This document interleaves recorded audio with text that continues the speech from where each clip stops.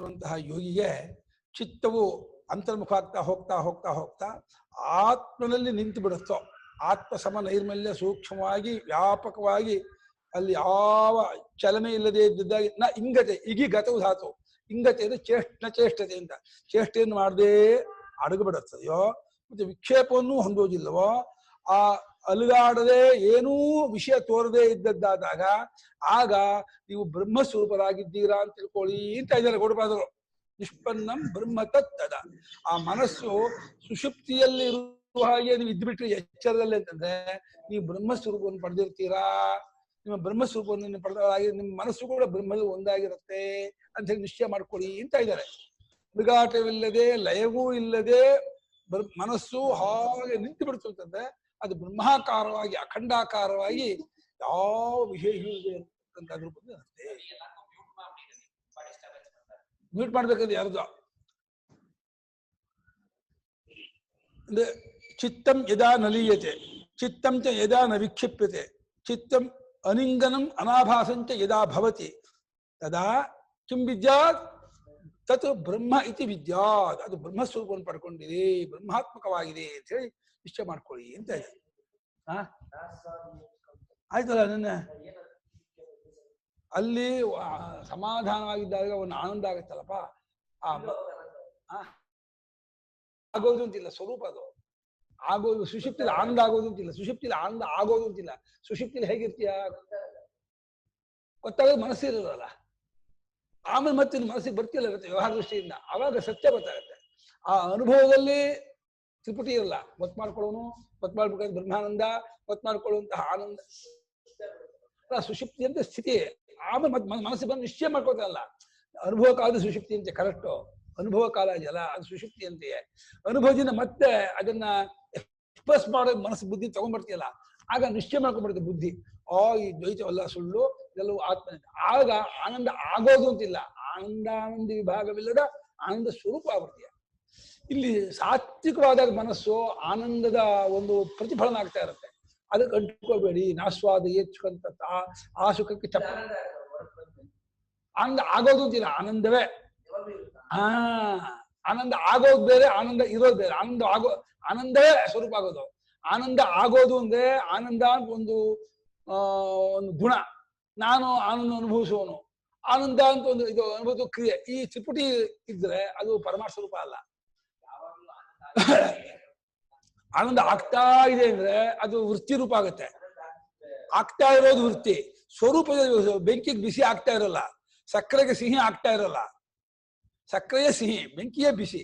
ಹಾಗೆ ಆತ್ಮ ಸ್ವರೂಪವೇ ಬ್ರಹ್ಮಸ್ವರೂಪ, ಆನಂದ ಸ್ವರೂಪ. ಅಲ್ಲಿ ಆನಂದ ಆಗೋದು ಅಂತಿಲ್ಲ. ಆನಂದ ಆಗೋದು ಅಂತ ಬಂದ್ರೆ ಅದು ವೃತ್ತಿ ಬರುತ್ತೆ. ವೃತ್ತಿ ಬಂದು ವೃತ್ತಿಯಲ್ಲಿ ಹೋಗುತ್ತೆ ಅದು. ಸ್ವರೂಪ ಇಲ್ಲಿ ಆನಂದಾಗೆ ಇದೆಯಾ. ಈಗ ನಿಂಗೆ ಗೊತ್ತಾಗಲ್ಲ ಅಂದ್ರೆ ಗೊತ್ತಾಗೋದು ಬುದ್ಧಿಗೆ ವಿಷಯವಾಗಲ್ಲ ಅದು.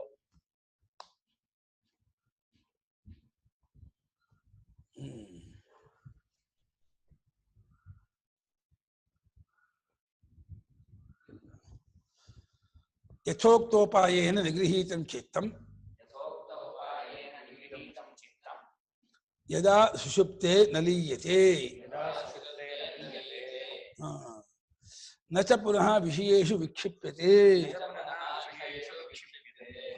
ಯಾವಾಗ ಮೇಲೆ ಹೇಳಿದ ಉಪಾಯದಿಂದ ಅಂದ್ರೆ ವಿವೇಕಾಭ್ಯಾಸ, ವೈರಾಗ್ಯ, ಮತ್ತೆ ವಿವೇಕಾಭ್ಯಾಸ ಮಾಡ್ತಿರ್ಬೇಕು. ಪ್ರಾಪಂಚಿಕ ವೈರಾಗ್ಯ ತಂದ್ಕೋಬೇಕು. ವೈರಾಗ್ಯ ಎಷ್ಟೆಷ್ಟು ಬಿಟ್ಟು ಊರ್ಕೊಳತ್ತೋ, ವಿವೇಕದಿಂದ ಡಿಟ್ಯಾಚ್ಮೆಂಟು, ಸಂಬಂಧ ರಹಿತರಾಗಿ ಅನಾತ್ಮ ಸಂಬಂಧ ಬಿಟ್ಕೊಂಡಿರ್ತಾನೋ ಆಗ ಮನಸ್ಸು ಪೂರ್ತಿ ನಿಗ್ರಹವಾಗತ್ತೆ, ಹತೋಟಿ ಬರುತ್ತೆ, ನಿಂತು ಬಿಡತ್ತೆ. ಅಂದ್ರೆ ಸುಪ್ತ ಮೀನವತ್ತು, ಆಳದಲ್ಲಿ ಮಲಗಿರುವ ಮೀನು ಹೀಗೆ ಅಲುಗಾಡು ಸುಮ್ಮನೆ ನಿದ್ದೆ ಮಾಡ್ತಿರುತ್ತೋ ಹಾಗೆ ಮನಸ್ಸು ಪ್ರಪಂಚದ ಸಂಬಂಧವನ್ನು ಕಳಿಸ್ಕೊಂಡು ಯಾವ ವಿಕ್ಷೇಪವನ್ನು ಮಾಡದೆ, ಯಾವ ಅಲುಗಾಟವನ್ನು ಇಲ್ಲದೆ ನಿಂತು ಬಿಡುತ್ತೆ, ತಿಳಿಯಾಗಿ ನಿಂತು ಬಿಡುತ್ತೆ. ಆ ಸುಷುಪ್ತಿಯಲ್ಲಿ ಯಾವ ರೀತಿ ಅಡಗತ್ತೋ ಹಾಗಿಲ್ಲ, ಅಡಗಿಲ್ಲ. ಸುಷುಪ್ತಿಯಲ್ಲಿ ಅಡಗ ಹಾಗೆ ಅಡಗಿಲ್ಲ. ಆದ್ರೆ ವಿಕ್ಷೇಪವಿಲ್ಲ, ಇದಿಲ್ಲ, ನಿಗೃಹೀತವಾಗಿದೆ. ವಿಷಯದ ಕಡೆಗೂ ಹೋಗ್ತಾ ಇಲ್ಲ, ವಿಷಯದ ಕಡೆಗೆ ಜಂಪ್ ಮಾಡ್ತಿಲ್ಲ. ಸುಷುಪ್ತಿಯಂತೆ ಅಡಗಿಲ್ಲ, ತನ್ನೊಳಗೂ ಕಷಾಯ ಇಟ್ಕೊಂಡು ವಿಕ್ಷೇಪ ಮಾಡ್ಕೊಳ್ತಾ ಇಲ್ಲ, ತಿಳಿಯಾಗಿ ನಿಂತು ಬಿಡ್ತು ಅಂತ ಆದ್ರೆ ಮನಸ್ಸು, ಅವಾಗ ಏನಾಗುತ್ತೆ, ಅದು ಅನಿಂಗನಂ ಅಚಲಂ ನಿವಾತ ಪ್ರದೀಪ ಕಲ್ಪಂ. ಗಾಳಿಯ ಹೊಡೆತವಿಲ್ಲದೆ ಇರುವ ಜಾಗದಲ್ಲಿಟ್ಟಂತಹ ಒಂದು ದೀಪ ಹೇಗೆ ಒಂದೇ ಸಮಯ ಉರಿತಾ ಇರುತ್ತೋ, ಈ ದೇವರ ಕೋಣೆ ಒಳಗೆ ಇಟ್ಟಂತಹ ದೀಪ ಒಳ್ಳೆ 1.5 ಇಂಚ್ ಮೊಗ್ಗದ ಹಾಗೆ 1 ಇಂಚ್ ಮೊಗ್ಗ ಉರಿತಾ ಇರುತ್ತೆ. ಕೆಲವು ಸಲ ಅದು ಒಲಗಾದ್ರಿಂದ ಎಲೆಕ್ಟ್ರಿಕ್ ಈ ದೀಪ ಗೊತ್ತಾಗೋದು, ಹಂಗೆ ನಿಂತು ಬಿಡುತ್ತೆ ಅದು ದೀಪ. ಹಾಗೆ ಆ ಮನಸ್ಸು ನಿಂತು ಬಿಡುತ್ತೆ, ಯಾವ ವಿಕ್ಷೇಪವೂ ಇಲ್ಲದೆ, ಕಷಾಯವೂ ಇಲ್ಲದೆ, ನಿದ್ದೆಯನ್ನು ಮಾಡದೆ, ಯಾವ ಹೊಯ್ದಾಟವೂ ಇಲ್ಲದೆ ಶಾಂತ ಆಕಾಶ ಕಲ್ಪ. ಆಕಾಶ ಹಾಗೆ ಬ್ಲಾಂಕ್ ಆಗಿದೆಯೋ ಹಾಗೆ ಮನಸ್ಸು ಇದ್ದು ಮನಸ್ಸು ಬ್ಲಾಂಕ್ ಆಗ್ಬಿಡುತ್ತೆ. ಬ್ಲಾಂಕ್ ಆಯ್ತು ಅಂತ ಆದಾಗ ಅದು ಅನಾಭಾಸಂ ನಕೇನಚಿತ್ ಕಲ್ಪಿತೇನ ವಿಷಯ ಭಾವೇನ ಅವಭಾಸತೆ. ಯಾವುದೊಂದು ವಿಷಯ ಭಾವದಿಂದಲೂ ತೋರ್ಕೊಳ್ಳೋದಿಲ್ಲ. ಅನಾಭಾಸ, ಆಭಾಸ ರಹಿತವಾಗಿ ಕಾಲ್ಪನಿಕವಾದ ಅಲ್ಲಿ ಹಳೆಯ ವಾಸನೆ ಇಲ್ಲ, ಈಗಿನ ಕಲ್ಪನೆ ಇಲ್ಲ, ಮುಂದಿನ ನಿರೀಕ್ಷಣೆ ಇಲ್ಲ, ಈಗ ಯಾವುದೇ ಕುತೂಹಲ ಇಲ್ಲ, ನಿದ್ದೆಯನ್ನೂ ಮಾಡುತ್ತಿಲ್ಲ, ತನ್ನೊಳಗೂ ಮಂಡು ಬೀಳ್ತಾ ಇಲ್ಲ. ಹಾಗೆ ನಿಂತು ಬಿಟ್ಟು ಏನು ತೋರಿಕೆ ಇದ್ದಿದ್ದಾಯ್ತು ಅಂದ್ರೆ ಅದು ಬ್ರಹ್ಮರೂಪ. ಅದು ಈ ಕಡೆನೇ ನಿಂತಿದೆ ಅಂತೀವಿ, ಇರೋ ಕಡೆ ಪರಮಾತ್ಮ ರೂಪವನ್ನು ಪಡೆದಿದೆ, ಬ್ರಹ್ಮರೂಪವನ್ನು ಪಡ್ಕೊಂಡಿದೆ.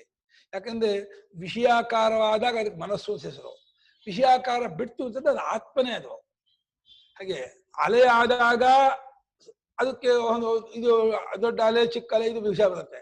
ನಿಂತು ಬಿಡ್ತಾರೆ ಸಮುದ್ರವೇ. ಸಮುದ್ರ ಅಲೆ ಹೇಗೆ ಎರಡಲ್ವೋ, ಆತ್ಮ ಮನಸ್ಸು ಎರಡಲ್ಲ. ಯೋಚನೆ ಮಾಡುವ ಆ ಇದಕ್ಕೆ ಯೋಚನೆ ಮಾಡುವ ಕಾಲದಲ್ಲಿ ಮನಸ್ಸು ಅದು ವಿಕ್ಷೇಪ, ಅದು ನಿದ್ದೆ ಮಾಡೋದು, ಈ ವಿಶೇಷ ಎಲ್ಲ ಉಂಟು. ನಿಂತು ಬಿಡ್ತು ಅಂದ್ರೆ ಅದು ಬ್ರಹ್ಮ ರೂಪವನ್ನು ಪಡ್ಕೊಳ್ತು, ಪರಮಾತ್ಮ ರೂಪವನ್ನು ಪಡ್ಕೊಳ್ತು.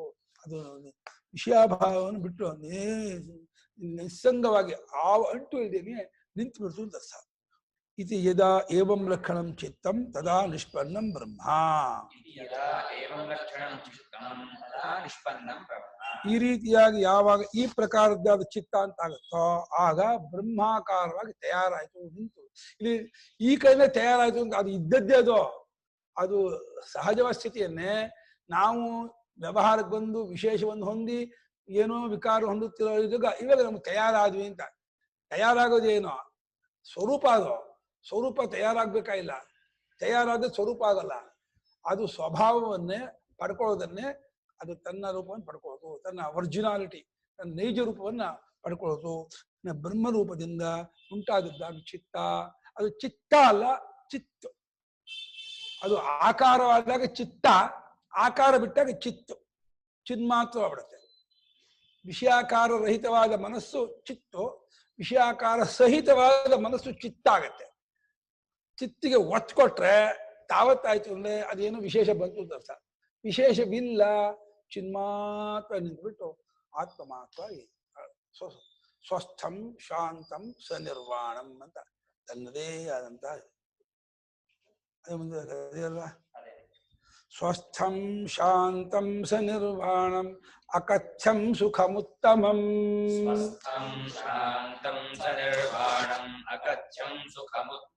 ಅಜಮಜೇನ ಜ್ಞೇಯೇನ ಸರ್ವಜ್ಞಂ ಪರಿಚಕ್ಷತೆ.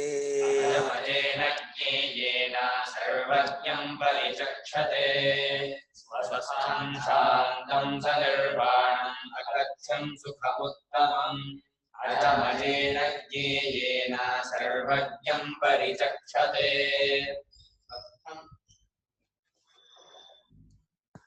ಸ್ವಸ್ಥಂ ಶಾಂತಂ ಸನಿರ್ವಾಣಂ ಅಕಥ್ಯಂ ಸುಖಂ ಉತ್ತಮಂ ಅಜಂ ಅಜೇನ ಜ್ಞೇಯೇನ ಸರ್ವಜ್ಞಂ ಪರಿಚಕ್ಷ್ಯತೆ. ಸ್ವಸ್ಮಿನ್ ತಿಷ್ಠತಿ ಸ್ವಸ್ಥ ತಂ ಸ್ವಸ್ಥಂ. ತನ್ನದಾದ ನೈಜ ರೂಪದಲ್ಲಿ ನೆಲೆ ನಿಂತ. ಉತ್ಸವದಲ್ಲಿ ನೆಲೆ ನಿಂತು ಅಂತೀವಿ. ಉತ್ಸವದ ನೆಲೆ ನಿಂತು ಅಂತಂದ್ರೆ ತನ್ನ ಮೂಲ ರೂಪಕ್ಕೆ ಬಂತು ಅಂತ. ಉತ್ಸವ ಕೊಟ್ಟಂತಹ ಮೂರ್ತಿ ಬೀದಿಯೆಲ್ಲ ತಿರುಗಾಡ್ಕೊಂಡ್ ಬಂತು, ಆ ನೆಲೆ ನಿಂತು ಅಂತಂದ್ರೆ ತನ್ನ ಮೂಲ ರೂಪ. ಹಾಗೆ ನಾವು ಕೂಡ ವಿಷಯದಲ್ಲಿ ಹಾರಾಡಿ ಹಾರಾಡಿ ಹಾರಾಡಿ ಆ ಚಿತ್ತ ಸಹಾಯದಿಂದ 10 ದಿಕ್ಕಿಗೂ ಹಾರಾಡಿ ಬಂದಂತಹ ಇವರು ಯಾವಾಗ ಎಲ್ಲಾ ಕಡೆ ಏನೂ ಇಲ್ಲ, ಬರೀ ಕಲ್ಪನೆ, ಬರೀ ತೋರಿಕೆ, ನಿಜವಾಗಿ ಯಾವ್ದು ಇಲ್ಲ, ಇರೋದೆಲ್ಲ ಇದು ಒಂದೇ ಅಂತೇಳಿ ಗೊತ್ತು ಮಾಡ್ಕೊಂಡು ಆತ್ಮಸ್ವರೂಪದಲ್ಲಿ ನೆಲೆ ನಿಂತ ಸ್ವಸ್ಮಿನ್ ತನ್ನಲ್ಲಿ ತಾನೇ ತಾನಾದವನಾದ. ಸ್ವೇನ ರೂಪೇಣ ಅಭಿನಿಷ್ಪದ್ಯತೆ ಸ ಉತ್ತಮ ಪುರುಷ ಚಾಂದೋಗ್ಯದಲ್ಲಿ. ಏಷಃ ಸಂಪ್ರಸಾದ ಅಸ್ಮಾತ್ ಶರೀರಾತ್ ಸಮುತ್ಥಾಯ ಪರಂಜ್ಯೋತಿ ರೂಪಸಂಪದ್ಯ ಸ್ವೇನ ರೂಪೇಣ ಅಭಿನಿಷ್ಪದ್ಯತೆ ಸ ಉತ್ತಮ ಪುರುಷ ಅಂತ ಚಾಂದೋಗ್ಯದಲ್ಲಿ ತನ್ನದಾದ ರೂಪದ ತಯಾರಾಗದೇನೋ ತನ್ನದ ರೂಪ ಯಾವಾಗಲೂ ಇರೋದೆ. ಇದು ಅವಿದ್ಯಾ ಕಲ್ಪಿತವಾದ ಪರರೂಪವನ್ನು ಇಟ್ಕೊಂಡು ಅದನ್ನ ಬಿಟ್ಕೊಂಡಲ್ಲ ತಯಾರಾದ, ತಾನಾದ ಅಂತ. ತನ್ನಲ್ಲೇ ತಾನು ನೆಲೆ ನಿಂತದ್ದಾದ ಮತ್ತು ಯಾವ ಹೊಯ್ದಾಟವೂ ಇಲ್ಲ, ಶಾಂತವಾಗಿದೆ. ಏರಿಳ್ತಾ ಇಲ್ಲ, ಉಬ್ಬಿಳ್ತಾ ಇಲ್ಲ, ಯಾವ ದುಗುಡ ಇಲ್ಲ, ಸಂಭ್ರಮ ಇಲ್ಲ, ಯಾವ ವಿಕ್ಷೇಪವಿಲ್ಲ, ಯಾವುದೇ ದ್ವೈತ ದರ್ಶನವಿಲ್ಲ, ಯಾವ ರಾಗಾದಿ ದೋಷಗಳಿಲ್ಲ. ಎಲ್ಲವನ್ನು ಬಳಸ್ಕೊಂಡು ನಿದ್ದೆಯಲ್ಲಿದ್ದಾಗ ಎಷ್ಟೆಲ್ಲಿರ್ತಾನಮ್ಮ ಅವನು.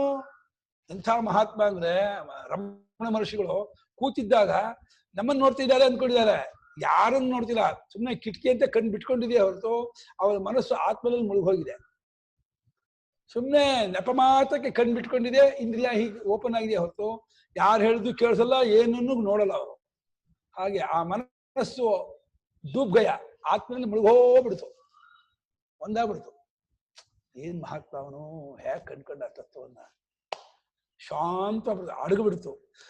ನಿರ್ವಾಣ ನಮ್ಮ ಮೋಕ್ಷ, ನಿರ್ವಾಣೇನ ಸಹ ವರ್ತತೆ ಸನ್ನಿರ್ವಾಣ, ಮೋಕ್ಷ ರೂಪವನ್ನು ಪಡೆದದ್ದಾಗಿರುವ ಸ್ವರೂಪ ಅದು. ಅಷ್ಟೇ ಅಲ್ಲ, ಅಕಚ್ಚ, ಅದು ಹೇಗೆ ಅಂತ ಹೇಳುದು ಅಂದ್ರೆ ಅದನ್ನ ವರ್ಣನೆ ಮಾಡೋಕೆ ಶಬ್ದ ಇಲ್ಲ. ಕಥಯಿತಂ ಶಕ್ಯಂ ಕಚ್ಚಂ ನ ಕಚ್ಚಂ ಅಕಚ್ಚಂ. ಹೀಗೆ ಅಂತ ಜಾತಿ ದ್ರವ್ಯ ಗುಣ ಕ್ರಿಯಾ ಸಂಬಂಧದಿಂದ ಹೇಳೋಣ ಅಂದ್ರೆ ಅದು ಹುಟ್ಟಿಲ್ಲದ್ದಾದ್ರಿಂದ ಆ ಜಾತಿ ಇಲ್ಲ, ಅದು ಅದ್ವಿತೀಯವಾದ್ರಿಂದ ಸಂಬಂಧ ಇಲ್ಲ, ಅದು ನಿರ್ಗುಣವಾದ್ರಿಂದ ಅಲ್ಲಿ ಗುಣ ಇಲ್ಲ, ಅದು ಅವಿಕ್ರಿಯವಾದ್ರಿಂದ ಕ್ರಿಯಾ ಸಂಬಂಧವಲ್ಲ. ಯಾವ ಶಬ್ದ ಪ್ರಯೋಗವನ್ನು ಅಲ್ಲಿ ಮಾಡೋಕ್ಕಾಗಲ್ಲ. ಮೂಕಾಸ್ವಾದವತ್ತು ಅಂತ ಕೂಡ ಬರೀತಾರೆ. ಮೂಕನ ನಾಲಿಗೆ ಮೇಲೆ ಸಕ್ಕರೆ ಹಾಕಿದಾಗ ಹೇಳು ಹೇಗಿದೆ ಸಕ್ಕರೆ ಸಿಹಿ, ಹೇಳೋ ಸಕ್ಕರೆ ರುಚಿ ಹೇಳು ಅಂತಂದ್ರೆ ಮೂಕ ಅವನು. ಸಕ್ಕರೆ ರುಚಿ ಹೇಳುದು ಏನು ಅಂತಾನೆ ಹೊರತು ಡಬ್ಬೆ ಸಿಹಿ ಅಂತ ಹೇಳಂಗಾಯ್ತಾನ. ಮೂಕ ನಾಲಿಗೆ ಮೇಲೆ ಸಕ್ಕರೆ ಹಾಕ್ಬಿಟ್ಟಿದ್ದಾರೆ, ಹೇಳು ಅಂತ ಹೇಳ್ತಾ ಇದ್ದಾರೆ, ಸಕ್ಕರೆ ರುಚಿ ಏನು ಅಂತ ಕೇಳ್ತಾ ಇದ್ದಾರೆ. ಹಾಗೋ ಹಾಗೆ ಆತ್ಮನಲ್ಲಿ ಮುಳುಗಿದ ಆ ಮನಸ್ಸಿಗೆ ಆತ್ಮನ ಬಗ್ಗೆ ಹೇಳು ಅಂದ್ರೆ ಪ್ರಶಾಂತೋಯಂ ಆತ್ಮ, ಏನು ಶಬ್ದ ಇಲ್ಲ, ಪ್ರತ್ಯಯ ಇಲ್ಲ, ಯಾವ ವಿಶೇಷವೂ ಇಲ್ಲ. ಅದು ಅನುಭವ ಅಂತೂ ಉಂಟು, ಅದು ಬೌದ್ಧರಿಗೆ ಇದಿಲ್ಲ. ಬೌದ್ಧರಿಗೆ ಅನುಭವ ಅನ್ನೋದಿಲ್ಲ, ಬೌದ್ಧರಲ್ಲಿ ಶೂನ್ಯ. ಅದು ಆ ಅನುಭವ ಪ್ರಶ್ನೆಯೇ ಇಲ್ಲ ಅಲ್ಲಿ. ಇಲ್ಲಿ ಸ್ವರೂಪದಲ್ಲಿ ಪರಮಾರ್ಥ ರೂಪದಲ್ಲಿ ನೆಲೆ ನಿಂತವನಾಗ್ತಾನೆ. ಅಕಚ, ಅದು ಉತ್ತಮಂ ಸುಖಂ. ಉತ್ತರ ಉತ್ತಮ, ಸೂಪರ್ಲೇಟಿವ್, ಕಂಪೇರೇಟಿವ್ ಅಲ್ಲ. ಉತ್ಸುಖ ಅಂದ್ರೆ ಸ್ವರ್ಗಾದಿ ಸುಖ, ಉತ್ತರ ಸುಖ ಅಂದ್ರೆ ಬ್ರಹ್ಮಲೋಕ ಸುಖ, ಇದು ಉತ್ತಮ ಅಂದ್ರೆ ಪರಮಾನಂದ ಸುಖ. ಇದು ಹೇಳಿಮ್ಮ ಅನುಪಮ ಅವ್ರು ತೆಗೀರಿ. ಬೌದ್ಧರಿಗಿಲ್ಲ ಅಂದ್ರೆ ಅದ್ ಹೆಂಗೆ ಗುರುಗಳೇ? ಬೌದ್ಧ ಅವರೇ ಹೇಳ್ತಾರಲ್ಲ, ಬೌದ್ಧರೇನೆ ಒಪ್ಕೊಂಡಿದ್ದಾರೆ. ಬೌದ್ಧರೇ ಅದು ತುಚ್ಛ ನೈಸ್ವಾಭಾವ್ಯ, ಅದು ಏನೂ ಇಲ್ಲದ್ದು ಅಂತಾರೆ. ಅವರ ಹೇಳಿಕೆ ಮೇಲೆ ನಾವು ಹೇಳ್ತಿರೋದು. ನಿಜ ಹೇಳಿದ್ರೆ ಅವ್ರಿಗೆ ಇಲ್ಲ ಅಂತ ಆಗಲ್ಲ, ಯಾರಿಗೂ ಸ್ವರೂಪ ಇಲ್ಲ ಅಂತ ಆಗಲ್ಲ, ಅವರ ಪಾಲಿಗೆ ಇಲ್ಲದಂತ ಆಗಿರುತ್ತೆ ಅಷ್ಟೇ. ಅದು ನಿಜವಾಗಿ ಅವರು ಇದಲ್ಲೇ ಇರ್ತಾರೆ ಆ ಟೈಮಲ್ಲಿ. ಶೂನ್ಯ ತುಚ್ಛ ನೈಸ್ವಭಾವ ಅಂತಂದ್ರು ನಮ್ಮ ಅದ್ವೈತಿಕ ವ್ಯಾಖ್ಯಾನ ಕೇಳಿದ್ರೆ ಅದು ಬ್ರಹ್ಮಸ್ಥಿತಿ, ಅದು ಬ್ರಹ್ಮಸ್ಥು. ಅದು ಅವ್ರು ಅದನ್ನ ಒಪ್ಕೊಳ್ಳಲ್ಲ. ಅದು ಅವರು ಇಲ್ಲ ಇಲ್ಲ ಬ್ರಹ್ಮಸ್ಥಿತಿ ಅಲ್ಲ, ಅದು ಯಾವ ಸುಖವೂ ಅಲ್ಲ, ಪರಮಾರ್ಥವೂ ಇಲ್ಲ, ಎಂಥದ್ದು ಅಲ್ಲ, ಏನೂ ಇಲ್ಲ ಹಾಗಂತಾರೆ ಹೊರತು ಅವರು ಅನುಭವನ್ನೇ ಅಪಲಾಪ ಮಾಡ್ತಾರೆ. ಅನುಭವವನ್ನು ಅಪಲಾಪ ಮಾಡಕ್ ಆಗಲ್ಲ, ಸ್ವರೂಪವನ್ನು ತೆಗೆದುಹಾಕಕ್ಕಾಗಲ್ಲ ಅಂತ ಆಚಾರ್ಯರ ಅಭಿಪ್ರಾಯ. ಆದ್ರೆ ಅವ್ರಿಲ್ಲ ಅನ್ ಮಾತ್ರಕ್ಕೆ ಇಲ್ಲ ಅಂತ ಆಗೋಲ್ಲ ವಸ್ತುಸ್ಥಿತಿ. ಅವ್ರು ಶೂನ್ಯ ಅನ್ ಮಾತ್ರ ಶೂನ್ಯ ಆಗೋಲ್ಲ, ಆ ವಿಷಯ ಬೇರೆ. ಅವರ ಹೇಗೆ ನಮ್ಗೆ ನಾವು ಮೋಕ್ಷ ಸ್ವರೂಪದವರಾದ್ರೂ ನಮ್ಗೆ ಮೋಕ್ಷವಿಲ್ಲ ಅನ್ನೋ ಅಂತಿದೀವೋ ಹಾಗೆ ವಸ್ತುತಃ ನಾವೆಲ್ಲ ಮುಕ್ತ ಸ್ವರೂಪದ. ಅದು ನಾವು ಅಜ್ಞಾನಿಗಳಾಗಿ ನಾವು ಮುಕ್ತರು ಅನ್ನೋದು ನಾವು ಹೇಗೆ ಒಪ್ಕೊಳ್ತಿದ್ವೋ, ಈಗ ಒಂದು ಅನುಭವಕ್ಕೆ ಬರ್ತಿದ್ವೋ ಹಾಗೆ ಅವರು ಆ ಶೂನ್ಯ ಅವಸ್ಥೆಯಲ್ಲಿ ತುಚ್ಛ ನೈಸ್ವಾಭಾವ್ಯ ಶೂನ್ಯ ಅಂತ ಇದೆ ಹೊರತು ಅದೊಂದು ಪರಮಾರ್ಥವಾದ ಸ್ಥಿತಿ ಅಂತ ಅವ್ರು ಒಪ್ಕೊಂಡಿಲ್ಲ. ಅದನ್ನ ಹಾಗೆ ಹೇಳ್ತೀವಿ ಅಷ್ಟೇ. ಉತ್ತಮ ಸುಖಂ ಅನ್ನೇನೋ ನಿರತಿಶಯವಾದ ಮಿಗಿಲಿಲ್ಲದಷ್ಟು ಹೆಚ್ಚಿನ ಸುಖ. ಅದು ಸುಖ ಅಂದ್ರೆ ಅಲ್ಲಿ ತ್ರಿಪುಟಿ ಇಲ್ಲ ಸುಖ. ಸುಖವನ್ನು ಅನುಭವಿಸುವವನು, ಸುಖ ಕ್ರಿಯೆ ಮೂರಿಲ್ಲ ಅಲ್ಲಿ, ಒಂದೇ ಸುಖ ಸ್ವರೂಪ. ಇದನ್ನ ಹೇಗೆ ಕಂಡ್ಕೊಂಡಾನೆ? ಅಜೇನ ಅಜಂ ಜ್ಞಾತಂ, ಅಜನಾದ ಆತ್ಮನಿಂದಲೇ ಅಜ ಸ್ವರೂಪವು ಗೊತ್ತಾದದ್ದಾಗಿ ಜ್ಞೇಯನ ಅದನ್ನು ಸರ್ವಜ್ಞ ಅಂತ ಹೇಳ್ತಾರೆ. ಅದು ಔಪಚಾರಿಕ ಮಾತು. ಸರ್ವ ಇದ್ದ ಜಾಗಕ್ಕೆ ಸರ್ವವೂ ಇಲ್ಲ, ಏನೂ ಇಲ್ಲ, ಇರೋದದು ಒಂದೇ, ಏಕಮೇವ ದ್ವಿತೀಯ. ಸರ್ವಜ್ಞಂ ಪರಿಚಕ್ಷತೆ ಎಂದು ಗೌಡಪಾದರು ಸರ್ವಜ್ಞ ಅಂತ ಅಂತಾರಪ್ಪ ತಿಳಿದವರು. ಅದು ಅಧ್ಯಾರೋಪ ದೃಷ್ಟಿಯಿಂದ ಅದನ್ನ ಸೂಪರ್ ಇಂಪೊಸಿಷನ್. ಅದನ್ನು ಅಧ್ಯಾರೋಪ ಮಾಡಿ ಅದು ಸರ್ವಜ್ಞ ಸರ್ವಜ್ಞ ಅಂತ. ನಿಜವಾಗಿ ಯಾವ ಶಬ್ದಕ್ಕೂ ಪ್ರತ್ಯೇಕಕ್ಕೂ ವಿಷಯವಲ್ಲದ, ಗೋಚರವಲ್ಲದ ತನ್ನದಾದ ನೈಜ ರೂಪ, ಸಹಜ ರೂಪ, ಪರಮಾರ್ಥ ರೂಪ, ಅದ್ವಿತೀಯ ರೂಪ, ಅಖಂಡ ರೂಪ. ಅದಷ್ಟು ಅಧ್ಯಾರೋಪ ದೃಷ್ಟಿ. ಅದು ಕೂಡ ಇದನ್ನು ಈ ಪದಕ್ಕೆ ಅದು ವಿಷಯ ಅಂತ ಅನ್ಕೋಬೇಡಿ. ನಾನು ಏನೇ ಪದವನ್ನು ಬಳಸಿದ್ರು ಎಲ್ಲಾ ಪದವು ಅಧ್ಯಾರೋಪ ದೃಷ್ಟಿಯಲ್ಲೇ ಬಳಸಿದ್ದೆ ಹೊರತು ಆ ಪದಕ್ಕೆ ಪ್ರತ್ಯೇಕ ವಿಷಯವಲ್ಲ ಅದು. ಯಥೋಕ್ತಂ ಪರಮಾರ್ಥ ಸುಖಂ ಆತ್ಮಸತ್ಯಾನುಬೋಧ ಲಕ್ಷಣಂ ಸ್ವಸ್ಥಂ ಆತ್ಮನಿ ಸ್ಥಿತಂ ಶಾಂತಂ ಸರ್ವಾನರ್ಥೋಪಶಮ ರೂಪಂ ಸನಿರ್ವಾಣಂ. ಮೇಲೆ ಹೇಳಿದ್ದಾದಂತಹ ಪರಮಾರ್ಥ ಸುಖ ಅದು. ಯಾಕೆಂದ್ರೆ ಈ ಸುಖ ಇದೇನೋ ಒಪ್ಕೊಂಡಿದೀವಲ್ಲ, ಈ ಸಂಗೀತ, ಸಿನಿಮಾ ಅಥವಾ ಬೇರೆ ಯಾವುದು ಭಕ್ಷ್ಯ ಭೋಜ್ಯ ತಿನ್ನೋದ್ರ ಸುಖ ಅಂತ ಅಂದ್ಕೊಂಡ್ರೆ ಇದು ಕಾಲ್ಪನಿಕ ಸುಖ. ಈ ಕಾಲ್ಪನಿಕ ಸುಖ ಹೋಲಿಸ್ಕೊಂಡ್ರೆ ಅದು ಪರಮಾರ್ಥ ಸುಖ. ಈ ಸುಖವೂ ಇಲ್ಲ ಅಂತಂದ್ರೆ ಅದು ಪರಮಾರ್ಥ ಸುಖವೂ ಅಲ್ಲ. ಅಪರಮಾರ್ಥ ಸುಖ ಇಟ್ಕೊಂಡು ಪರಮಾರ್ಥ ಸುಖ ಅಂತ ಅನ್ಬೇಕೇ ಹೊರತು ಅಪರಮಾರ್ಥ ಸುಖ ಇಲ್ಲ ಅನ್ನೋದಾದ ಅದು ಅದ್ವಿತೀಯವಾದಾಗ ಪರಮಾರ್ಥ ಸುಖ ಅನ್ನೋದು ಸೂಪರ್ ಇಂಪೊಸಿಷನ್. ಅದೇನು ಪರಮಾರ್ಥ ಅದು ಅಧ್ಯಾರೋಪ ದೃಷ್ಟಿಯಿಂದ ಪರಮಾರ್ಥ ಸುಖವಾಗಿದೆ. ಆತ್ಮನೇ ಸತ್ಯ ಎಂಬ ಒಂದು ಶಾಸ್ತ್ರಾಚಾರ್ಯೋಪದೇಶವನ್ನು ಅನುಸರಿಸಿ ಗೊತ್ತು ಮಾಡಿಕೊಂಡದ್ರಿಂದ ಆದಂತಹ ಅನುಭವ ಅದು. ತನ್ನಲ್ಲಿಯೇ ತಾನು ನೆನೆ ನಿಲ್ಲುವ, ತನ್ನಲ್ಲಿಯೇ ಇರ್ತಕ್ಕಂಥಾದ ಸ್ವಾನುಭವ ಗಮ್ಯ, ಸ್ವಾನುಭವ ವೇದ್ಯ. ಇದನ್ನು ಇದನ್ನು ಹೊರಗಿಟ್ಟು ತೋರ್ಸಕ್ಕಾಗಲ್ಲ. ಅವರವರು ಸರ್ವ ಅನಾತ್ಮವನ್ನು ಬಿಟ್ಟು ಕೇವಲ ರೂಪದಿಂದ ಉಳಿದಾಗ ತೋರ್ಕೊಳ್ಳುವುದು. ಮುಕ್ತಾತ್ಮಭಿ ಸ್ವಹೃದಯೇ ಪರಿಭಾವಿತಾಯ ಜ್ಞಾನಾತ್ಮನೇ ಭಗವತೆ ನಮ ಈಶ್ವರಾಯ ಅಂತ ಭಾಗವತದಲ್ಲಿ ಯಾರು ಮುಕ್ತಾತ್ಮರ ಅಂದ್ರೆ ಎಲ್ಲಾ ಅನಾತ್ಮದಿಂದ ಕಳ್ಸ್ಕೊಂಡವರಾಗಿದ್ದಾರೋ ಅವರಿಗೆ ತೋರ್ಕೊಳ್ಳುವಂತಹ ಸ್ವರೂಪ ಅದು. ಸಂಪೂರ್ಣ ಅಹಂ ಪ್ರತ್ಯಯದವರಿಗಿರ್ತಕ್ಕ ಎಲ್ಲವನ್ನು ಬಿಟ್ಟು ಹಾಕ್ಬೇಕು. ನಾನು ಎಂಬುದನ್ನು ಕಳ್ಸ್ಕೊಳ್ಬೇಕು. ದೇಹ ಇಂದ್ರಿಯ ಮನಸ್ಸು ಬುದ್ಧಿ ಪ್ರಾಣ ವಿಷಯ ಎಲ್ಲ ಕೇವಲ ಒಂದವರಿಗೆ ತೋರ್ಕೊಳ್ತಾ ನಿತ್ಯ ಪ್ರಕಾಶ ಅದು. ಸಕೃತ್ ವಿಭಾತ, ಸದಾ ವಿಭಾತ ಅದು. ಅದು ಶಾಂತ ಅಂದ್ರೆ ಎಲ್ಲಾ ಪ್ರಕಾರದ್ದಾದ ಅನರ್ಥ ಅಂದ್ರೆ ಆಧ್ಯಾತ್ಮಿಕ, ಆದಿಭೌತಿಕ, ಆದಿದೈವಿಕ ಯಾವ ತಾಪತ್ರಯವೂ ಇಲ್ಲದ, ಯಾವ ಅನರ್ಥವೂ ಇಲ್ಲದೇ ಇರುವ ಪರಮಾನಂದ ರೂಪ ಅದು. ಪರಮಾನಂದ ಸ್ಥಿತಿ, ಅತ್ಯಂತ ಹೆಚ್ಚಿನ ಸುಖ ಸ್ವರೂಪ ಅದು. ಸನಿರ್ವಾಣಂ ನಿರ್ವೃತಿ ನಿರ್ವಾಣಂ ಕೈವಲ್ಯಂ ಸಹ ನಿರ್ವಾಣೇನ ವರ್ತತೆ. ಅದು ನಿರ್ವಾಣಂ ನಿರ್ವಾತಿ ಅದು ಅಲುಗ ವಾಗತಿ ಗಂಧನೆಯೋ ಅದು ಅಲುಗಾಟವಿಲ್ಲದು ವಾತಿ ಅಂತ. ನಿರ್ವಾಣ ಅಂದ್ರೆ ಅಲುಗಾಟವಿಲ್ಲ, ಬದಲಾವಣೆ ಇಲ್ಲ, ವಿಕಾರವಿಲ್ಲ. ಅದು ಆ ನಿರ್ವೃತಿ ಇದೆಯಲ್ಲ ಆ ಸುಖ ಅದು ಕೈವಲ್ಯ ಸುಖ. ಕೈವಲ್ಯ ಅಂದ್ರೆ ಕೇವಲಸ್ಯ ಭಾವ ಕೈವಲ್ಯಂ. ಕೇವಲ ಅಂದ್ರೆ ತಾನಾಗಿರೋದು. ಈಗ ತಾನು ಪ್ಲಸ್ ತಾನಲ್ಲದ್ದು ಈಕ್ವಲ್ಸ್ ತಾನಾಗಿದ್ದಾನೆ. ತಾನಾದ ಚೈತನ್ಯ, ತಾನಲ್ಲದ್ದಾದ ದೇಹಂಜ ಮನೋಬುದ್ಧಿ ಸೇರಿಸಿ ನಾನು ಮಾಡ್ಕೊಂಡ್ಬಿಟ್ಟಿದೀವಿ. ಆ ತಾನಲ್ಲದನ್ನು ವಜಾ ಮಾಡಿ ಬಿಡಿಸಿ ಕೇವಲ ತಾನೇ ತಾನಾದ ಸ್ಥಿತಿಯನ್ನ ಕೈವಲ್ಯ ಅಂದ್ರು. ಕೇವಲಸ್ಯ ಭಾವ ಕೈವಲ್ಯಂ. ತಾನು ಮಾತ್ರ ಉಳಿಯೋದು ಅಂಥ ಸ್ಥಿತಿ ಅದು ನಿರ್ವೃತಿ, ಆನಂದ ರೂಪ ನಿರ್ವಾಣ. ಆ ಆನಂದದೊಡನೆ ಸುಖದೊಡನೆ ಇರುತ್ತಾನೆ ಎಂಬುದಕ್ಕಾಗಿ ಸನಿರ್ವಾಣ ಅಂದ್ರೆ ಬೌದ್ಧರಿಗಿಂತ ವಿಲಕ್ಷಣ ಹೇಳ್ಬೇಕಲ್ಲ. ಬೌದ್ಧರದಲ್ಲ ಇದು. ಬೌದ್ಧರಿಗೂ ಇದಕ್ಕೂ ವ್ಯತ್ಯಾಸ ಇದೆ. ಅವ್ರು ಹೇಳುವ ಶೂನ್ಯಕ್ಕೂ ತುಚ್ಛಕ್ಕೂ ನೈಸ್ವಾಭಾವ್ಯಕ್ಕೂ ಇದು ವ್ಯತ್ಯಾಸ. ಅವ್ರು ತುಚ್ಛ ಇದನ್ನೇ ಹೇಳ್ತಿದ್ರೆ ಅದು ಗೊತ್ತಿಲ್ಲ ಅವರಿಗೆ. ಅವರು ಈ ಸ್ಥಿತಿಯನ್ನೇ ಈ ಸ್ವರೂಪವನ್ನೇ ಹಾಗಂತಿದ್ರೆ ಅದು ಅರ್ಥವಾಗಿಲ್ಲ. ಇಲ್ಲ ಅದೊಂದು ಇದೆ ಅಂತ ಹಠ ಮಾಡಿದ್ರೆ ಅದಕ್ಕಿಂತ ಇದು ಬೇರೆ ಅಂತಾರೆ ಅಷ್ಟೇ. ನಿರ್ವಾಣದೊಡನೆ ಇರ್ತಕ್ಕದ್ದು. ತಚ್ಚ ಅಕಚ್ಛಂ ನ ಶಕ್ಯತೆ ಕಥಯಿತಂ. ಅದನ್ನು ಹೇಳಕ್ಕೆ ಆಗಲ್ಲ, ಅದಕ್ಕೆ ಪದಗಳೇ ಇಲ್ಲ. ಇವನ್ ಬ್ರಹ್ಮನಿಗೂ ಚತುರ್ಮುಖ ಬ್ರಹ್ಮನಿಗೂ ಅದನ್ನು ವರ್ಣನೆ ಮಾಡಕ್ಕಾಗಲ್ಲ. ಸಹೈವ ಸಂತನ್ ವಿಜಾನಂತಿ ದೇವಾ ಶ್ರುತಿ ಅರ್ವಾಗ್ ದೇವಾ ಅಸ್ಯ ವಿಸರ್ಜನಾಯ. ದೇವತೆಗಳು ಆಗಿದ್ದಾರೆ. ದೇವತೆಗಳು ಕೂಡ ಅನಾತ್ಮ ಕ್ಷೇತ್ರಕ್ಕೆ ಹೋಗಿದ್ದಾರೆ. ಅದು ದೇವತೆಗಳು ಕೂಡ ಜೊತೆಯಲ್ಲಿ ಇದ್ದಂತಹ ಆತ್ಮನ ಅವರು ಕೂಡ ಹರಿಯದೇ ಇದ್ದವರಾಗಿದ್ದಾರೆ ಅಂತೇಳಿ ಶ್ರುತಿ ಯಾವುದಕ್ಕೂ ಗೋಚರವಲ್ಲದ, ಯಾರಿಗೂ ವಿಷಯವಲ್ಲದೆ ಇರತಕ್ಕಂತಹ ಅದ್ವೈತ ಸ್ವರೂಪ, ಕೇವಲ ಸ್ವರೂಪ. ಅದು ಮಾತಿನಿಂದ ಮನಸ್ಸಿನಿಂದ ವಿಷಯ ಮಾಡ್ಕೊಳಕ್ಕಾಗಲ್ಲ. ಅತ್ಯಂತ ಸಾಧಾರಣ ವಿಷಯತ್ವ ಅದನ್ನು ಅತ್ಯಂತ ಅಸಾಧಾರಣ ವಿಷಯತ್ವ, ಅತ್ಯಂತ ಸಾಧಾರಣ, ಅತ್ಯಂತ ಅಸಾಧಾರಣ. ಅಸಾಧಾರಣದಲ್ಲಿ ಯುನಿಕ್ನೆಸ್ ಅಲ್ಲಿ ಇದರಷ್ಟು ಈ ಯುನಿಕ್ನೆಸ್ ಇದಕ್ಕೆ ಯಾವುದಕ್ಕೂ ಇಲ್ಲ. ಇಂಥ ಒಂದು ಕೇವಲ ರೂಪ ಇನ್ಯಾವುದಕ್ಕಿಲ್ಲದೆ ಇರತಕ್ಕದ್ದಾದ ಕೇವಲ ರೂಪ ಇದು ಅತ್ಯಂತ ಅಸಾಧಾರಣ. ಅತ್ಯಂತ ಸಾಧಾರಣ ಎಲ್ಲಕ್ಕಿಂತ ಯಾವುದೂ ವಿಶೇಷವಿಲ್ಲದೆ ಸತ್ತು ಚಿತ್ತಾಗಿರುತ್ತೆ. ಅತ್ಯಂತ ಅಸಾಧಾರಣ ಅನ್ನೋನು ಅತ್ಯಂತ ಸಾಧಾರಣ ಅನ್ನೋನು ಅದನ್ನ ಭಾಷೆಗಾರರು ಅತ್ಯಂತ ಅಸಾಧಾರಣ ಅಂದ್ರು. ಅತ್ಯಂತ ಅಸಾಧಾರಣ ಅಂದ್ರೆ ಈ ಯಾವುದರಲ್ಲೂ ಹೋಲಿಕೆ ಕೊಡಬಲ್ಲ. ಇದರ ಜೊತೆಗೆ ಆಕಾಶವನ್ನು ಹೋಲಿಕೆ ಕೊಡಬಲ್ಲ. ಆಕಾಶವೂ ಕೂಡ ಶಬ್ದ ಗುಣಕ, ಅದು ಅನಾತ್ಮ, ಅದು ಪೃಥ್ವಿಯಾದಿಗಳಿಂದ ಬೇರೆ ಆಗಿರೋ ಪರಿಚ್ಛಿನ್ನ. ಅದು ಹುಟ್ಟಿದ್ದು ಕಾರ್ಯತ್ವಾತ್ ಬಾಹ್ಯತ್ವಾತ್ ಶಬ್ದಾದಿ ಗುಣತ್ವಾತ್ ಪರಿಚ್ಛಿನ್ನತ್ವಾಚ್ಚ ಆಕಾಶಾದಪಿ ಸೂಕ್ಷ್ಮತಮಃ ಅಯಮಾತ್ಮ.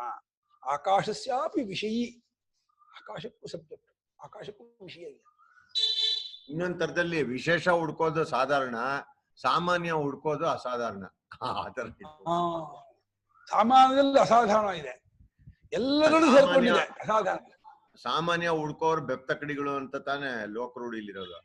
ಅದು ವಿಶೇಷ ಹುಡ್ಕೋದು ಸಾಧಾರಣ, ಸಾಮಾನ್ಯ ಹುಡ್ಕೋದು ಅಸಾಧಾರಣ. ಅಲ್ಲ, ವಿಶೇಷದಲ್ಲೇ ಸಾಮಾನ್ಯವಾಗಿರೋವನು, ಎಲ್ಲಾ ವಿಶೇಷದಲ್ಲಿಯೂ ಸಾಮಾನ್ಯ ರೂಪದ ತುಂಬಿಕೊಂಡವನು ಅದು ಅತ್ಯಂತ ಸಾಮಾನ್ಯ. ಎಲ್ಲದೂ ಇದೇ ಇದೇ ಇದೇ ರೂಪದ ತುಂಬಿಕೊಂಡಿದ್ದಾನೆ. ಏನ್ ತೋಡು ಇರುವ ಗಾಳಿ, ಇರುವ ಆಕಾಶ, ಇರುವ ಬೆಂಕಿ, ಇರುವ ನೀರು, ಇರುವ ತೋರುವ ತಗೊಂಡಿದ್ದಾನೆ. ಅತ್ಯಂತ ಅಸಾಧಾರಣ ವಿಷಯ. ಸುಖಂ ಉತ್ತಮಂ ಅಂದ್ರು. ಈ ಸುಖವು ಉತ್ತಮವಾದ ಸುಖ. ಬೆಳಗ್ಗೆ ಬಂತಲ್ಲ, ತದ್ಯಥಾ ಪ್ರಿಯಾಸಂ ಪರಿಶುಕ್ತ ಬಾಹ್ಯ. ಆ ಸುಖವು ಏನೂ ಇಲ್ಲ. ಇದು ಕೊಲ್ಸ್ಕೊಂಡ್ರೆ ಬೆಳಗ್ಗೆ ಅದೇ ಪಾಠ. ಆ ಲೈಂಗಿಕ ಸುಖದ ಸುಖವು ಏನೂ ಅಲ್ಲ. ಆ ದೈಹಿಕ ಸುಖವೂ ಕೂಡ ಅದು ಆಯಾಸಜನಕ, ದುಃಖೋದರ್ಕ, ಅಸೂಯಾಜನಕ. ಇದು ಪುಣ್ಯ ಹೋಯ್ತು, ಪುಣ್ಯ ಹರಣ ಮತ್ತು ರೋಗೋತ್ಪಾದಕ. ಅದು ಇನ್ನೊಂದನ್ನು ಕಾಣದೇ ಇರೋ ಸುಖ ಅಲ್ಲ. ಅದು ಒಂದೇ ಬಾಕ್ಯಂ ಕಿಂಚನ ವೇದ ನಾಂತರಂ, ಅದು ಏಕೀಭವಿತ ಪಶ್ಯತಿ ಇತ್ಯಲ್ಲ ಒಂದಾಗ. ಅದು ಏನೂ ಅಲ್ಲ ಅಂತ ಇದ್ದಾರೆ. ಅದಕ್ಕೆ ಈ ಬ್ರಹ್ಮಾನಂದ ಹೋಲಿಸ್ಕೊಂಡ್ರೆ ಸಾಧು ಅಲ್ಲ, ಸುಮ್ಮನೆ ಕಲ್ಪನೆ. ನಿರುತಿಶಯಂ ಹಿ ತತು ಯೋಗಿ ಪ್ರತ್ಯಕ್ಷಮೇವ.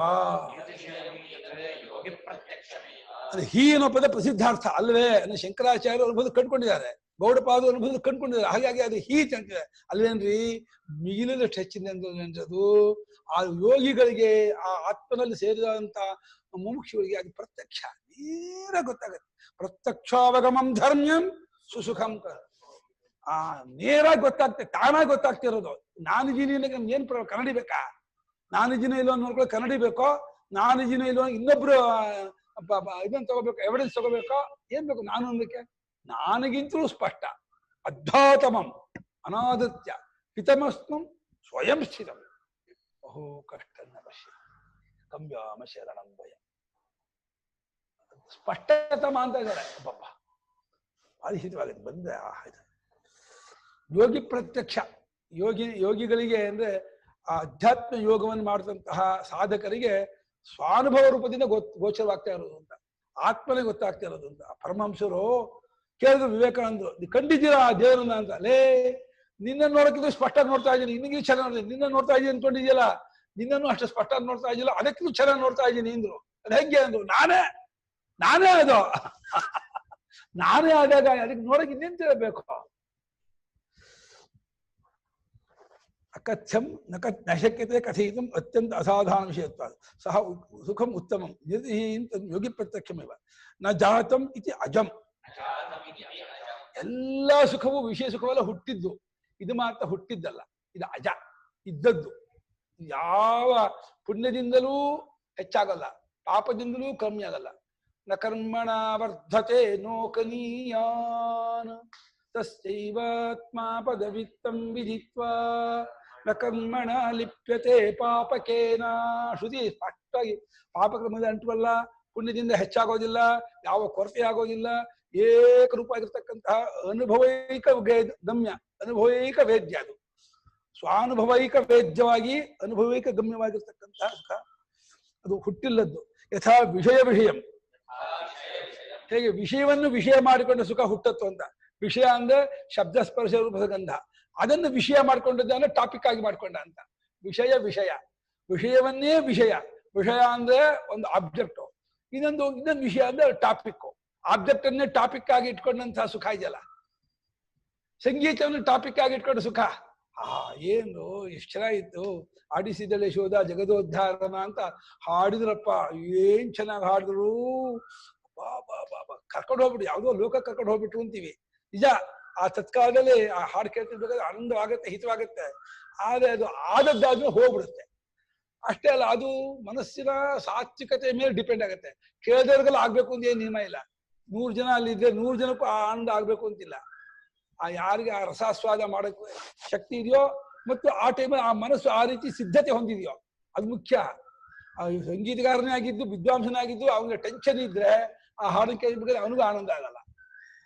ಅವನಿಗೇನೋ ಮನಸ್ಸಿನ ಮನೆ ಕಡೆ ಮಗ ಹೋಗಿದ್ದಾನೆ, ಇನ್ಯಾರೋ ಹೋಗಿ ಹೆಂಡತಿ ಹೋಗಿದ್ದಾರೆ, ಹುಷಾರಿಲ್ಲ ಅಂದ್ರೆ ಆ ಹಾಡು ಕೇಳ್ತಿದ್ದು ಸಂಗೀತಗಾರನಿಗೂ ಆನಂದ ಆಗಲ್ಲ ಆಗಲ್ಲ ಅದು.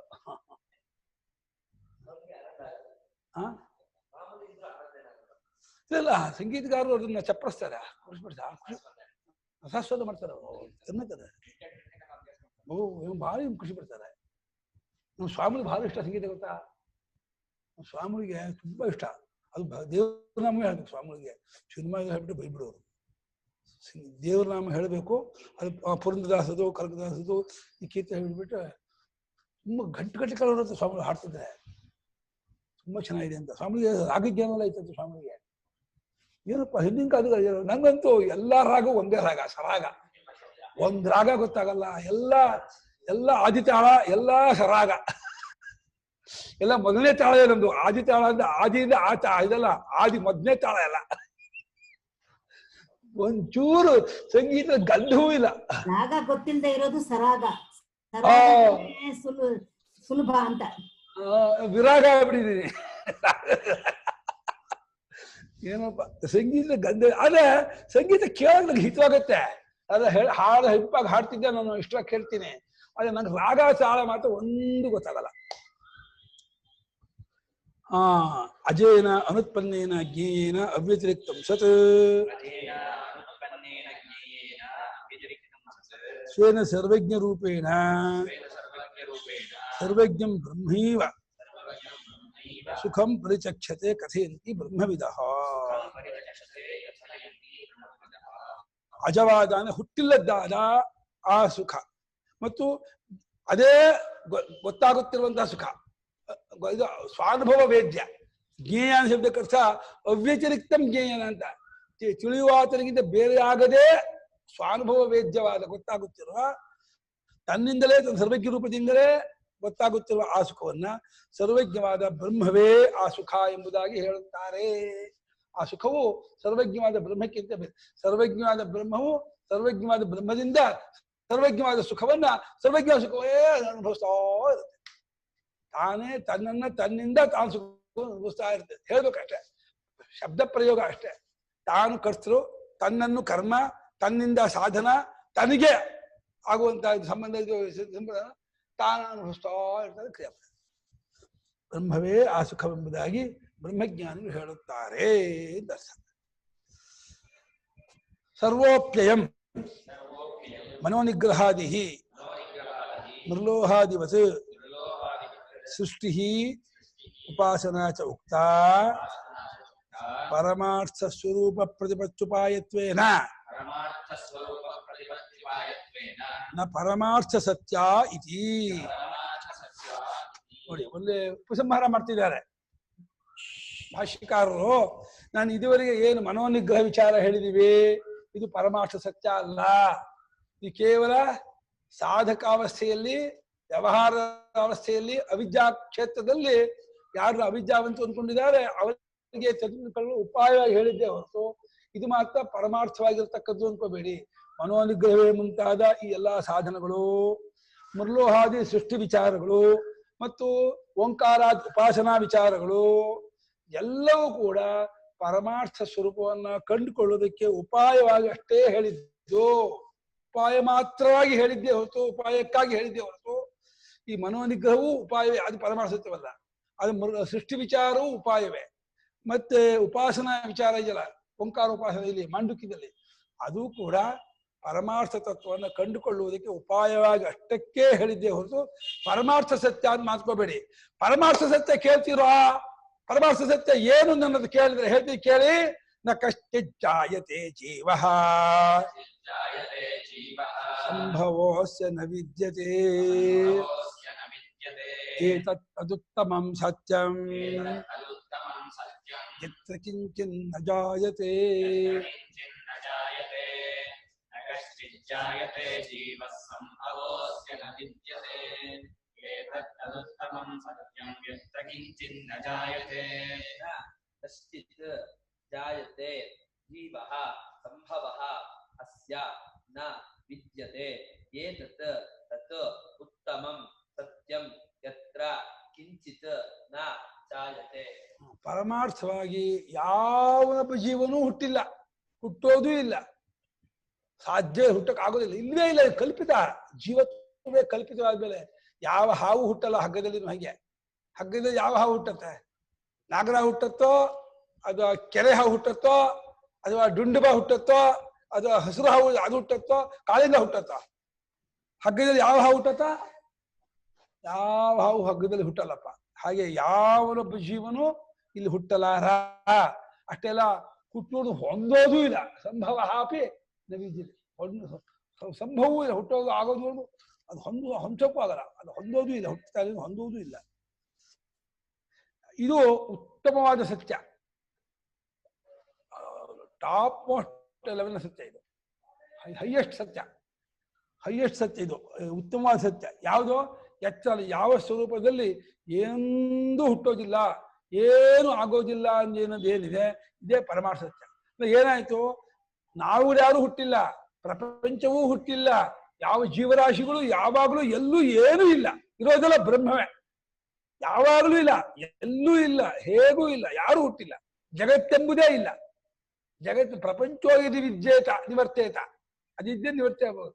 ಪ್ರಪಂಚವೇ ಇದೆ ಮೇಲೆ ಪ್ರಪಂಚವಾಗಿರೋ ಜೀವರಾಶಿಗಳು ಇಲ್ಲ, ಯಾವ ಕ್ರಿಯಾಕಾರ ಇರೋದೆಲ್ಲ ಏಕಮೇವ ದ್ವಿತೀಯ ಪರಂ ಬ್ರಹ್ಮ ಅನ್ನೋದೇ ಪರಮ ಉತ್ತಮ ಸತ್ಯ. ಏನು ಹುಟ್ಟೋದಿಲ್ಲ ಅನ್ನೋದೇ ಪರಮಾರ್ಥ ಸತ್ಯ ಅಂತ ತಿಳ್ಕೊಳ್ಳಿ ಅಂತ ಇದ್ದಾರೆ. ನ ಕಶ್ಚಿಜ್ಜಾಯತೆ ಜೀವ ಕರ್ತಾ ಭೋಕ್ತಾ ಚ ನೋತ್ಪದ್ಯತೆ ಕೇಳಿಸಿದ ಪ್ರಕಾರೇಣ.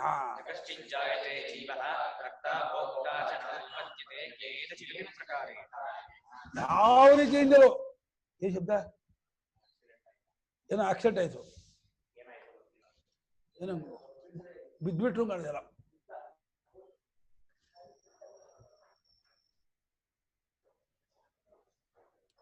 ಏತತ್ತದು ಉತ್ತಮಂ ಸತ್ಯಂ ಅಂದ್ರೆ ಅಲ್ಲಿ ಏನೋ ಒಂದು ಆಯ್ತು, ಉತ್ತಮ ಧಮಾರು ಶಬ್ದ ಆಯ್ತಪ್ಪ. ಗಾಡಿ ಗಿಡಿ ಗುದ್ದಿದ್ರು ಏನಾಯ್ತು ಗೊತ್ತಾಗಲಿಲ್ಲ.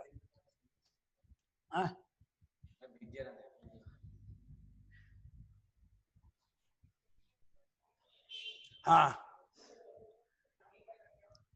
ಕರ್ತೃ ಭೋಕ್ತೃ ಅನ್ನಿಸ್ಕೊಂಡಂತಹ ಯಾವನೊಬ್ಬ ಜೀವನು ಎಲ್ಲೂ ಕೂಡ ಹುಟ್ಟೋದಿಲ್ಲ. ಕಶ್ಚಿತ್ ಶಬ್ದದಿಂದ ಎಂಥದ್ದಕ್ಕೂ ಹುಟ್ಟೋದು ಹೊಂದಲ್ಲ. ಇವನು ಅವನು ಒಂದು ವಿಶೇಷಗೊಳಿಸದೆ ಸಮಸ್ತಕ್ಕೆ ಯಾವುದಕ್ಕೂ ಕೂಡ ಯಾವ ಜೀವನಿಗೂ ಮಾಡುವನು ಅನುಭವಿಸುವನು ಅನ್ಸ್ಕೊಂಡಂತ ಯಾವನೊಬ್ಬನು ಎಲ್ಲೂ ಹೇಗೂ ಹುಟ್ಟೋದಿಲ್ಲ. ಆಕ್ಸಿಡೆಂಟ ಕಾರ್ ಹೊಡೆದ್ರ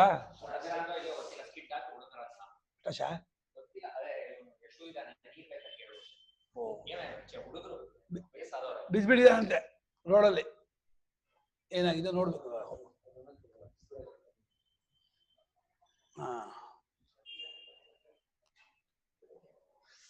ಯಾವೊಂದು ಪ್ರಕಾರದಿಂದಲೂ ಯಾವನೊಬ್ಬ ಜೀವನು ಎಲ್ಲೂ ಹೇಗೂ ಹುಟ್ಟೋದಿಲ್ಲ ಅದು ಮೊದಲ ವಾಕ್ಯಕ್ಕೆ ಅರ್ಥ. ಅತಃ ಸ್ವಭಾವತಃ ಅಜಸ್ಯ ಅಸ್ಯ ಏಕಸ್ಯ ಆತ್ಮನಃ ಸಂಭವ ಅಂದ್ರೆ ಕಾರಣಂ ನ ವಿದ್ಯತೆ ನಾಸ್ತಿ. ಸ್ವಭಾವದಿಂದ ಅಜನು, ಅಜಸ್ವಭಾವನಾಗಿರುವ ಇವನಿಗೆ ಒಬ್ಬನೇ ಆಗಿರ್ತಕ್ಕವನು ಇಂಥ ಆತ್ಮನಿಗೆ ಹುಟ್ಟು ಎಂಬುದು ತೋರ್ಕೊಳ್ಳೋದು ಅನ್ನೋದು ಏನ್ ಮಾಡೋದು ಏನಾಗಿದೆ ಅಂದ್ರೆ ಪೆಟ್ಟ ಇದ ಬಿದ್ದಂತ ಯಾವುದಕ್ಕೆ ಕಾರ ಜಜ್ಜೆ ಇದ್ದ ಟ್ಯಾಂಕ್ ಹೊಡೆದು ಇರ್ಬೇಕು. ಏನಾಗಿಲ್ಲ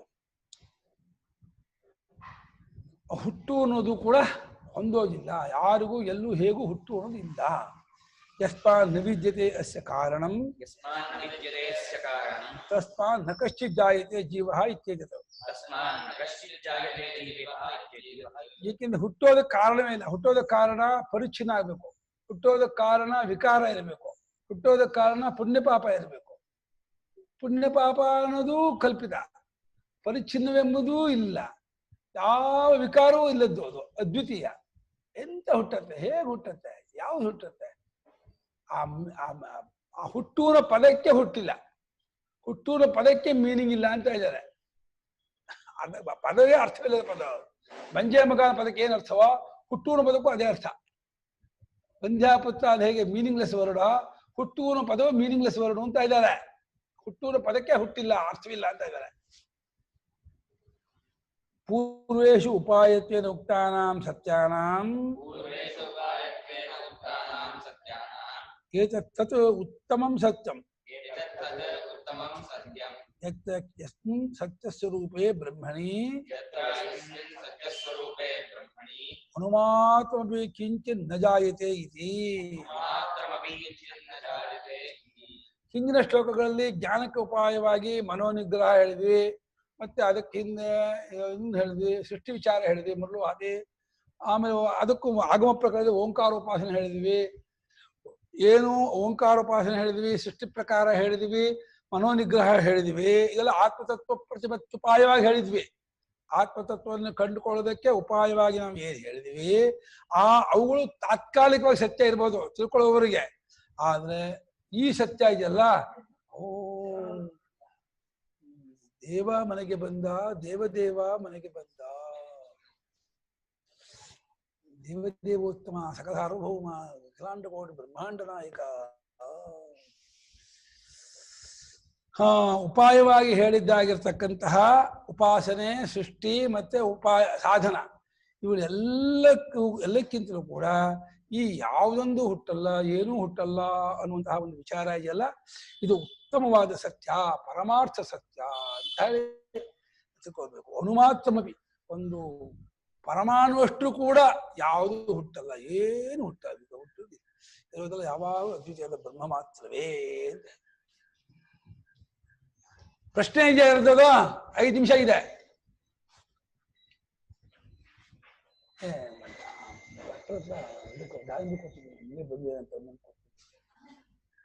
ಬಟ್ ಹೋಗ್ಬಿಡ್ತಾರೆ, ಬಟ್ ತಗೊಂಡೋಗ್ಬಿಡ್ತಾರೆ, ಬಟ್ ಹಂಗಲ್ಲ ಅವರು.